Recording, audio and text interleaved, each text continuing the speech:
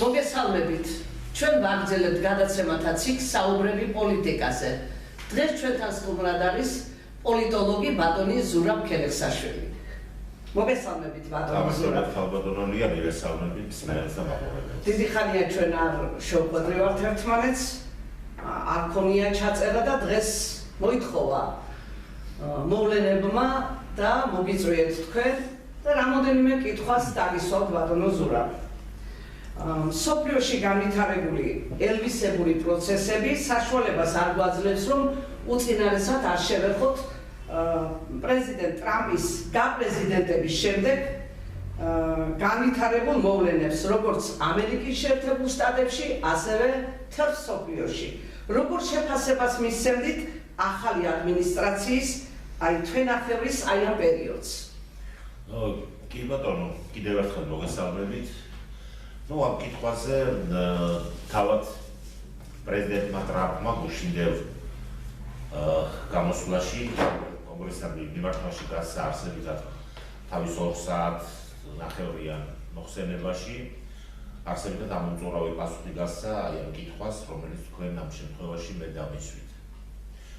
კი ბატონო, თავისთავად ცხადია, მთელი მსოფლიო ეს 45 არასრული 45 დღეა სულ თქავს ამ პოლიტიკური, ასე ვთქვათ, მომენტებით, რადგან ძალიან მნიშვნელოვანია თითოეული დღე ტრამპის ინაუგურაციიდან, ვთქვათ, დღევანდელ დღემდე, იმდენი მოვლენა მოხდა და იმდენი ფაქტს ჰქონდა ადგილი, რომ საიდან დაიწყო ადამიანს ცოტა იჭირს კიდეც, მაგრამ აი პირველი რაც იყო, უწინარესად ხაზი უნდა გაუსვათ, რომ ეს არ არის მხოლოდ ერთი კაცია რა, ტრამპი, ხო? რა თქმა უნდა. არამედ ეს არის მისი ძალიან მაღალ პროფესიონალური ადმინისტრაცია. მისი სახელმწიფო მდივანი, მისი ვიცე-პრეზიდენტი ბატონი ვენსი, სახელმწიფო მდივანი რუბიო, თავდაცვის მდივანი და ასე შემდეგ, რომ აღარაფერი ვთქვათ, ბატონ მასკზე, რომელიც ხელმძღვანელობს აი ამ მთავრობის, ასე ვთქვათ, ხაირათიანობის გამოგილებას, თუ ვთქვათ, რა შეიხარჯება ეს ფული და ვთქვათ, აი ამ ადმინისტრირებას უწევს აი ამ საკითხებს ასევე თავის ძალიან პროფესიონალური ახალგაზრდა, ასე ვთქვათ, ჯგუფით. და სხვა გარემოცვა, რომელიც აი ჩვენ თუ შევადარებთ ბატონი ტრამპის პირველ საპრეზიდენტო ვადას, ხო? დიახ. ეს არის სადა მისასვლაობა, იმიტომ რომ მაშინ ფაქტიურად ტრამპი იყო ერთი კაცი, შეიძლება ასე ითქვას, ხო? ერთი კაცი. და ის ირგვლივ მისი, ასე ვთქვათ, ვიცე-პრეზიდენტი, მათ შორის სახელმწიფო მდივანი, დივნები, იმიტომ რომ ერთი არ იყო იქ, ფაქტიურად სრულიად სხვა, ეს იყო როგორც ის ლებეც, უკაცრავად, ლებეც რა იშუა, ხო?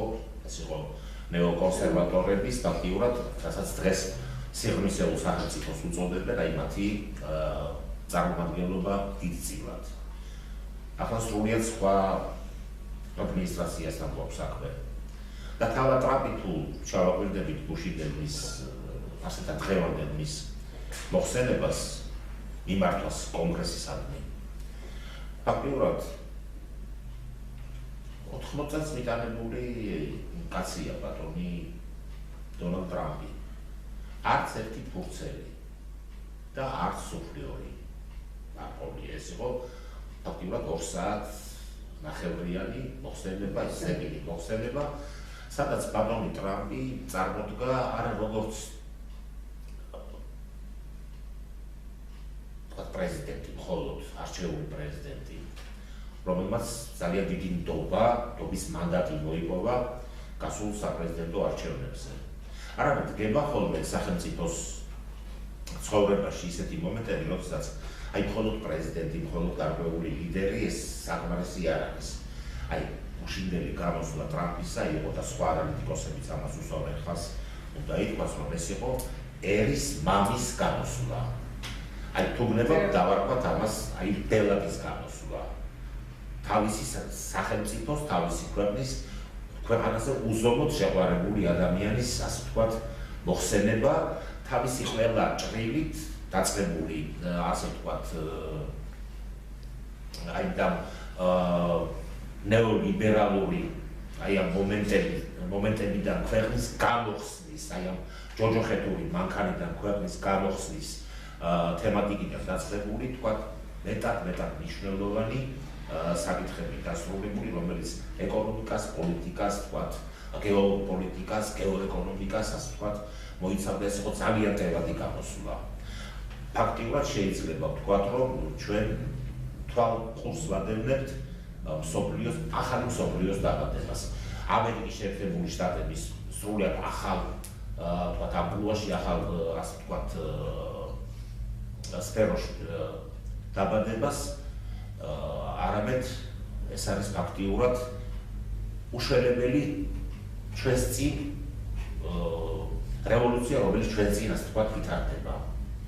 და ეს არის პროექტი ამერიკის არის გიგანტური სახელმწიფო, თავისი გიგანტური შესაძლებლობებით, თავისი ვთქვათ მნიშვნელოვანი ისტორიით, მნიშვნელოვანი ვთქვათ ისტორიული წარსული, დაწმყოთი და ეს არის ასე ვთქვათ აი გათხოვილი ის არის მომავლისკენ, ხო? ასე რომ დაწყებული USAID-ის ასე ვთქვათ პროცესებიდან, რომელიც ფაქტიურად გაპრეზიდენტების დღიდანვე ფაქტიურად დაიწყო, აი დამთავრებული ვთქვათ აი ბუშინდელი მოხსენებით, ეს არის ერთი დიდი ასე ვთქვათ, ერთი დიდი და მეტად მნიშვნელოვანი გზა, რომელიც აირჩია ამერიკის შეერთებული შტატების ახალმა ადმინისტრაციამ ქვეყნის არსებითად განახლების და ტრანსფორმირების თვალსაზრისით, ხო? რა თქმა უნდა, ეს პროცესები მეტად მნიშვნელოვნად აისახება მისი ამ სახელმწიფო სტატუსიდან და მასშტაბიდან გამომდინარე, მთელ დანარჩენ მსოფლიოზე. ანუ ფაქტიურად ამ ადამიანმა, რომელიც მოვიდა ამერიკის ხელახლა დიად სახელმწიფოს ჩამოყალიბების იდეით, არსებითად აი ამ თავისი პროგრამის დაუყოვნებლივ რეალიზებას შეუდგა კოსმოსური მასშტაბის მოკლე ხანში. აი ძალიან მოკლე ხანში, დაახლოებით 500-მდე განკარგულება, ვთქვათ, გამოსცა ამ თითქმის ყოველ დღე ახალი. ფაქტიურად ეს არის აი დაუდგრომელი ენერგიის მატარებელი ადამიანი და დაუდგრომელი ენერგეტიკის თვითონ ეს კაბინეტი, რომელიც ასე ვთქვათ, ჩამოყალიბდა. მეტად მნიშვნელოვანია თავისთავად ცხადი, ეს არის გლობალური ხასიათის, ეპოქალური ხასიათის ცვლილებები საკუთრივ შტატებისთვის და მთელი დანარჩენი მსოფლიოსთვისაც. რომელსაც ასე ვთქვათ, ჩვენ რა თქმა უნდა იმას ვიტოვებთ, რომ მივადევნებთ ჩვალს ამ პროცესებს. ოღონდ რა თქმა უნდა, ჩვენ არ უნდა შეგვიპყროს, აი ხშირად მოისმენთ ჩვენი ანალიტიკოსებისგან, სახელმწიფო მოღვაწეებისგანაც მათ შორის, რომ არის გარკვეული იმედებით, შეიძლება არც თუ ფუჭი იმედები იმასთან დაკავშირებით, რომ აეწყობა ეს ურთიერთობა, იმიტომ რომ იდეოლოგიურ ჭრილში, ვთქვათ, თუნდაც ჩვენი და ვთქვათ, ამერიკის ამჟამინდელი ადმინისტრაციის პოზიციები დიდწილად ემთხვევა ერთმანეთს, განსაკუთრებით ამ იდეოლოგიურ კონტურში, მაგრამ ჩვენ არ უნდა დავივიწყოთ, რომ ამერიკის შეერთებული შტატების პრეზიდენტის, ასე ვთქვათ, უმთავრეს ამოცანას წარმოადგენს ამერიკის შეერთებული შტატების სრულიად ახალ სახელმწიფოდ რეალურად ჩამოყალიბების, ასე ვთქვათ, პროცესი, რომელსაც აი ეს ახალი ადმინისტრაცია ტრამპის მეთაურობით ჩაუდგა სათავეში. იქ იყო თუ მიადევნებთ თვალყური, იყო ამ დემოკრატიული პარტიის წარმომადგენლობის არც გარკვეული უხერხული სიტყვა, მაგრამ მიესადაგება წყავ-წყავი, მე იქ რამ ერთი თუ ორი ასე ვთქვათ, მას წარმომადგენელი გააძევეს კიდევაც დარბაზიდან და იქ ჩაწყნარდა სიტუაციები და ესეთი გაყურსულები, გასუსულები ისმენდნენ, ბოლოს ერთი ორმა ტაში კადრა და ტაშიც კი დაუკრა, თუმცა ის ნაწილი, ასე ვთქვათ, დემოკრატების ის ნაწილი. ეს არის გლობალური სახელმწიფოს წინააღმდეგ დაწყებული მართლაც ესეთი გლობალური მასშტაბის ომი და ხშირად ადარებენ, ეს არის აი მაღლიას თავლების გაწმენდის პროცესი, როდესაც სრულიად ახალი სამყარო უნდა დაიბადოს. მოკლედ ეს შეიძლება ասած. ბატონო ზურაბ, გასულ კვირას ჩვენ ვიხილეთ დიპლომატიისათვის წარმოუდგენელი რამ, კერძოდ მხედველობაში მაქვს პრეზიდენტ ტრამპისა და ზელენსკის საჯარო დაპირისპირება. რამაც მთელი მსოფლიო განგვაცვიფრა და აი თქვენი საზეთ რას უნდა ნიშნავდეს ყოველივე ეს? ეს იგივე ოპერიდან როგორც იტყვიან ასე ვთქვათ, ხო? ჩვენ ნახეთ სანამ ბატონი ტრამპი უმასპინძლებდა ზელენსკის მანამდე სტუმრობდა ინგლისის საფრანგეთის პრეზიდენტი და დიდი ბრიტანეთის პრემიერ-მინისტრი, ხო?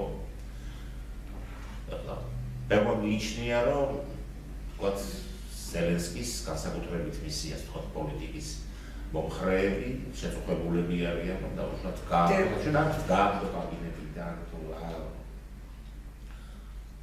მაგრამ აი ამ ასე ვთქვათ დაპირისპირებას, სიტყვიერ დაპირისპირებას რა თქმა უნდა ყველა ვადევლები თვალს და ეს ბატონი ტრამპი წარმოდგა ჩემი თვალსაზრისით როგორც მართლაც მეტად შორს მჭვრეტელი სახელმწიფო მოღვაწე, რომლის ამოცანას წარმოადგენს იმ ტვირთის მოშორება უწინარესად თავისი ადმინისტრაციისთვის, რა ტვირთიც აკიდეს მათ ნეოკონსერვატორებმა, გლობალისტებმა, აი სიღრმისეულმა სახელმწიფომ, ეხლა ძალიან ძნელია თქვა, რომ ეს უკავშირდებოდა კონკრეტულად ბატონ ბაიდენს, იმიტომ რომ ჩვენ ამ ადამიანის მდგომარეობა ახლა ფაქტიურად 4 წელი ვადებდებთ თვალს, ხო?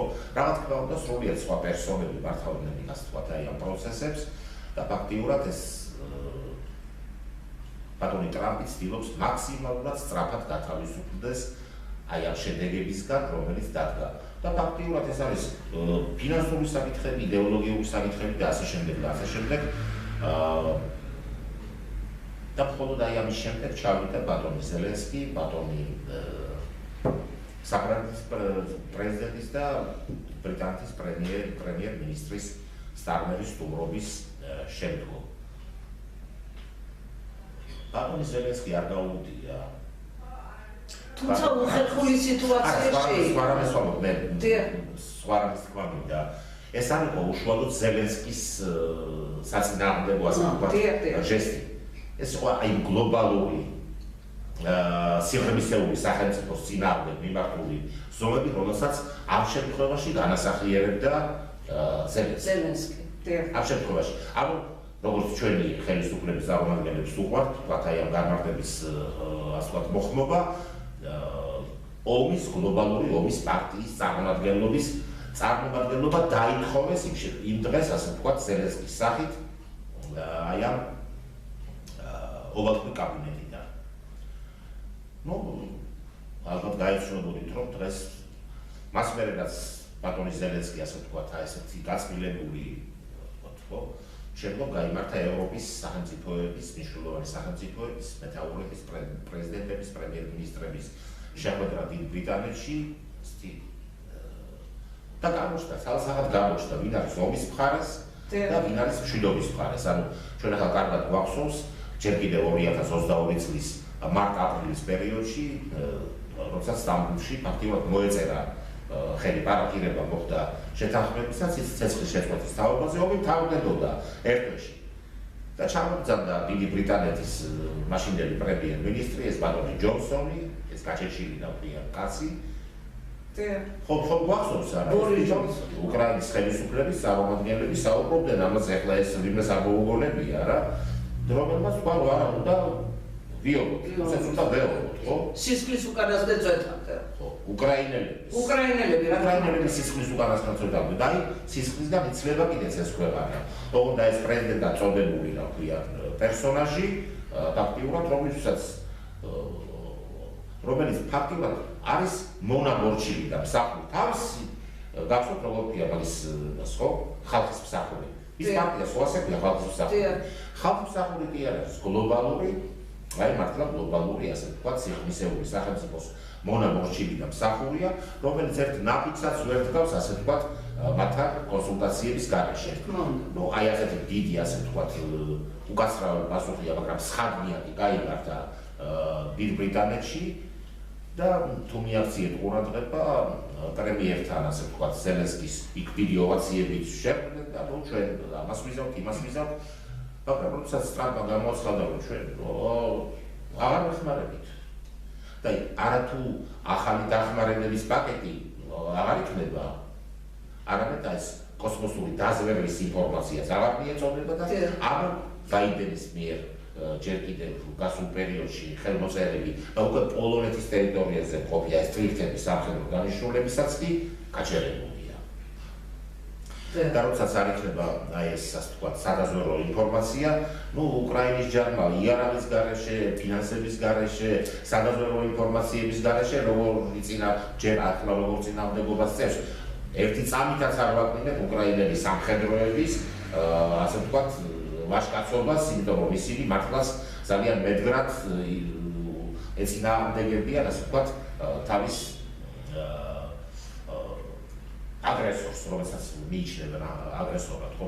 მაგრამ ეს არის სრულიად სხვა კონტური, მაგრამ მეორე საკითხია, რატომ მოხდა ეს ყველაფერი? ტრამპი მუდმივად იმეორებს, რომ ჩემი პრეზიდენტობის შემთხვევაში ეს ომი საერთოდ არ დაიწყებოდა.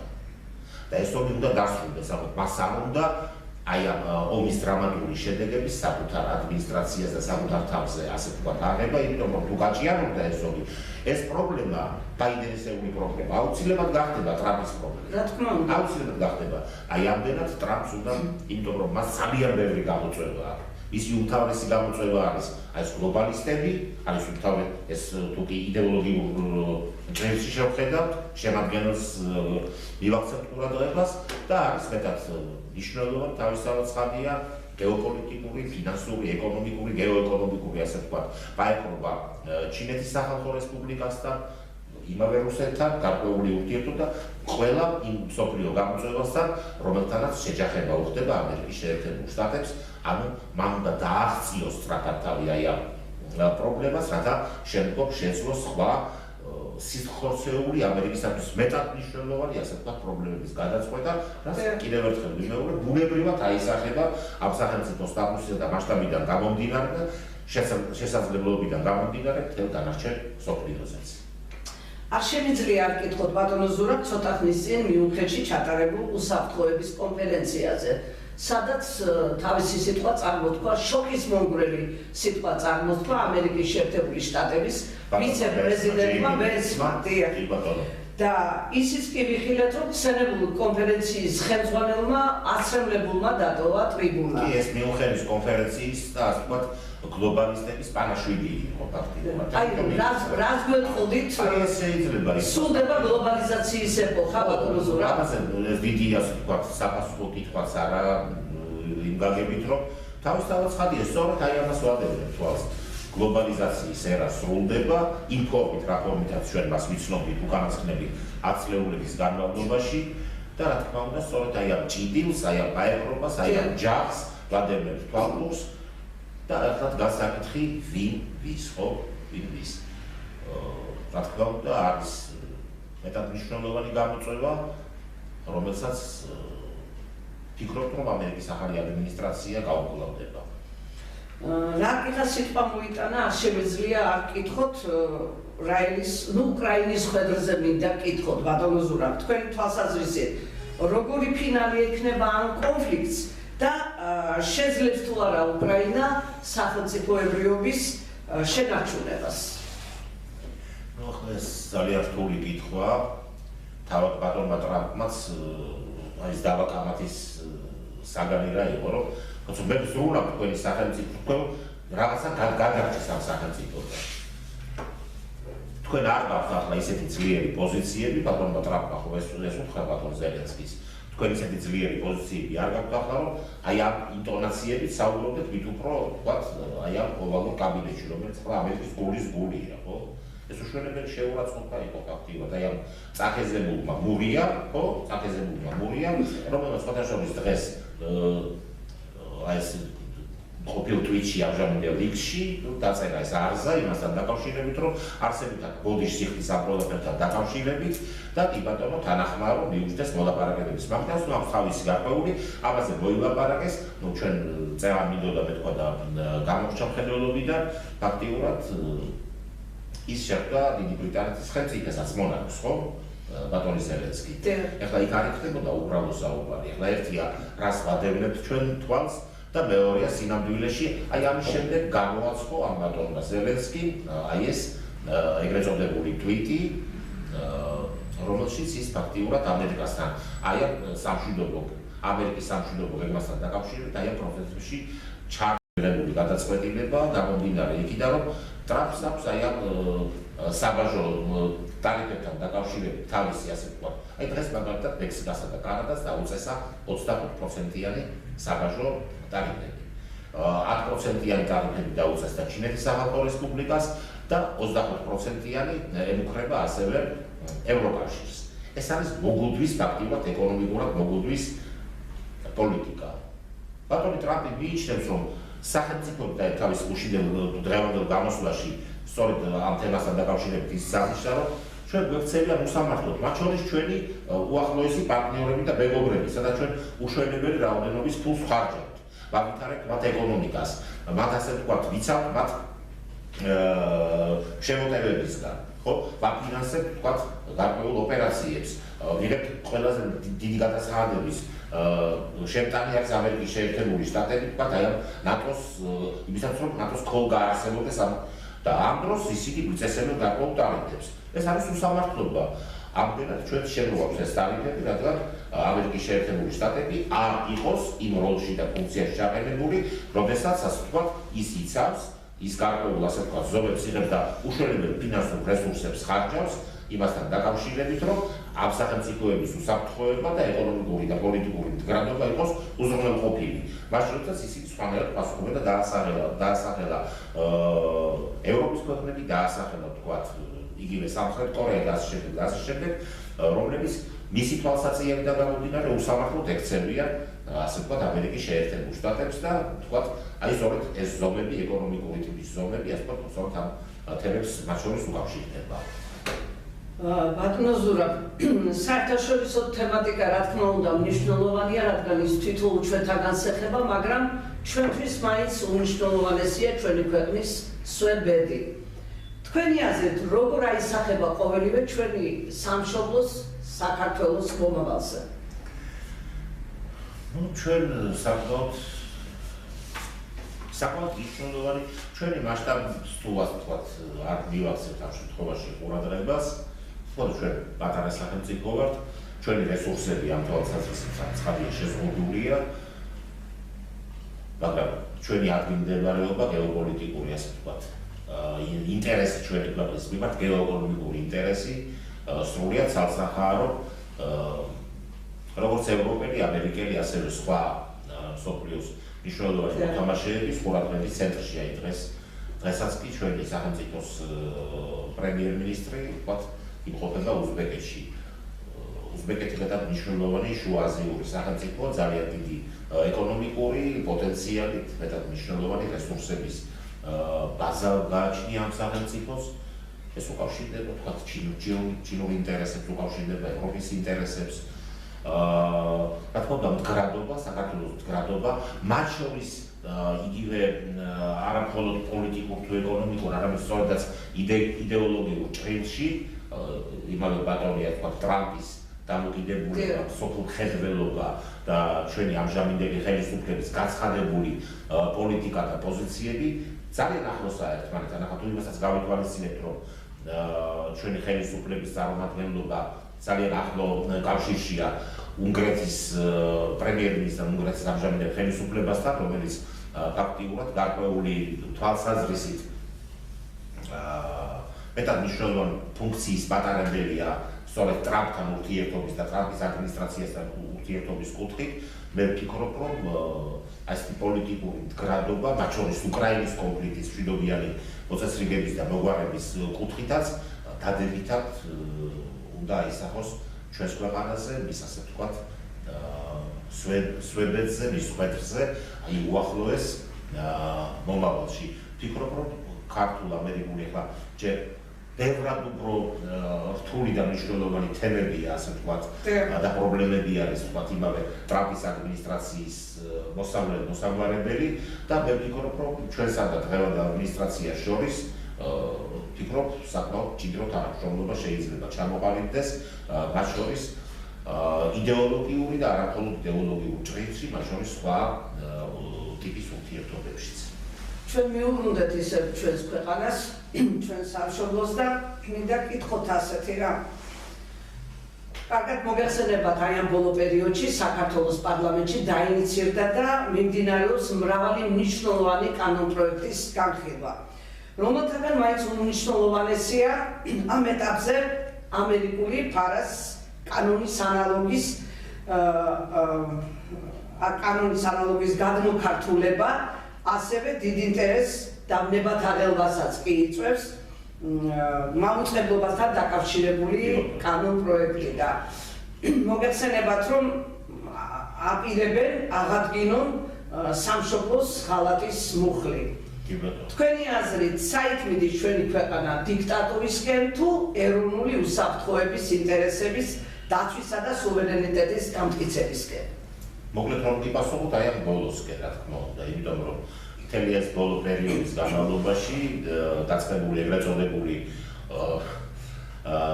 ქალბატონი ამერიკის ყოფილი ელჩის, ასე ვთქვათ, მიერ მონათლული, რუსულ კანონად მონათლული, ასე ვთქვათ, კანონის მიღებიდან და ცოტა უფრო ადრინდელი პერიოდიდანაც, როდესაც ეს ბატონი შარლ მიშელის, ასე ვთქვათ, ამ შეთანხმებიდან გამოვიდა ჩვენი ამჟამინდელი ხელისუფლება, ფაქტიურად მიმდინარეობს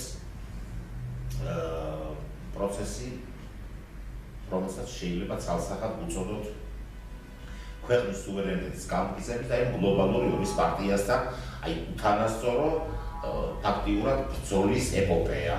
რა თქმა უნდა, ყველა ეს კანონი, რომელიც თქვენ ჩამოთვალეთ, მიმართულია ქვეყნის სუვერენიტეტის გამტკიცებისკენ, მათ შორის ტერიტორიული მთლიანობის უზრუნველ საყოფადაც გარკვეულ ისტორიულ ჭრილსა და პერსპექტივაში, რამდენადაც ფაქტიურად სუვერენიტეტის ისწილი, რომელიც დაიბრუნა ქართულმა სახელმწიფომ აი ამ პერიპეტიებში, აი ამ ბოლო პერიოდში, ეს ძალიან მნიშვნელოვნად წაადგება ქართულ სახელმწიფოს მისი განვითარების გზაზე უახლოეს ისტორიულ მომავალში. დიდი მადლობა ბატონო ზურაბ, დღეს ძალზედ მნიშვნელოვანი პერიოდს გავდივართ ჩვენი ქვეყანა და რა თქმა უნდა, გარკვეულწილად ჩვენც ვიღებთ მონაწილეობას. ძალიან დიდი მნიშვნელობა აქვს ბატონო ზურაბ ჩვენს მთავრობის გადაწყვეტილებებს, პარლამენტის გადაწყვეტილებებს და იმედია, რომ ახლაც ქვეყანაში უნდა იყოს სიმშვიდე. დიახ, პირველ რიგში ალბათ უნდა დაწნაგდეს. დიახ. ქვეყანა უნდა დაადგეს განვითარების სწორ გზას და მიმართულებას.